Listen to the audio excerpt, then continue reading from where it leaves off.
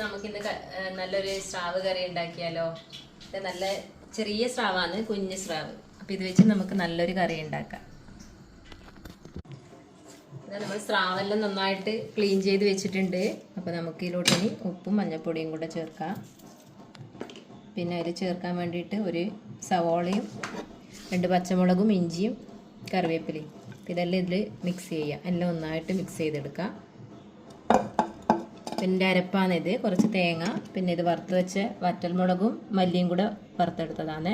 ഇതെല്ലാം നന്നായിട്ടൊന്ന് അരച്ചെടുക്കാം. അപ്പോൾ ഇത് നമുക്ക് ഒന്ന് മിക്സ് ചെയ്ത് വെക്കാം. പെട്ടെന്ന് തന്നെ അരപ്പ് തയ്യാറാക്കിയിട്ട് നമുക്കിത് ഉണ്ടാക്കിയെടുക്കാം. അപ്പോൾ നമുക്ക് അരപ്പിന് വേണ്ടിയിട്ട് തേങ്ങ മിക്സിയുടെ ജാറിലോട്ട് ഇടാം. പിന്നെ ഇതിൻ്റെ കൂടെ നമ്മൾ കുറച്ച് ചെറിയ ജീരകം കൂടെ ചേർക്കണം. പിന്നെ കുറച്ച് പുളിയും. അപ്പോൾ ഇത് അരപ്പോടെ റെഡി ആയിട്ടുണ്ട്. അപ്പോൾ ഇതെല്ലാം ഒന്ന് നന്നായിട്ട് മിക്സ് ചെയ്യാം. അപ്പോൾ ആവശ്യത്തിന് വെള്ളം കൂടെ ഒഴിച്ചിട്ട് നമുക്കൊന്ന് വേവിച്ചെടുക്കാം.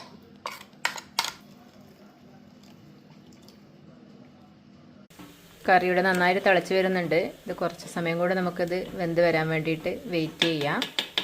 അപ്പോൾ അതിനിടയിൽ ഉള്ളി കാച്ചി ഒഴിക്കാൻ വേണ്ടിയിട്ട് വെച്ചിട്ടുണ്ട്. ഉള്ളിയും കറിവേപ്പിലയും പിന്നെ ഒരു വറ്റൽമുളക് കൂടെ ചേർത്തിട്ട് നമുക്ക് ഇതിലോട്ട് കാച്ചി ഒഴിക്കാം.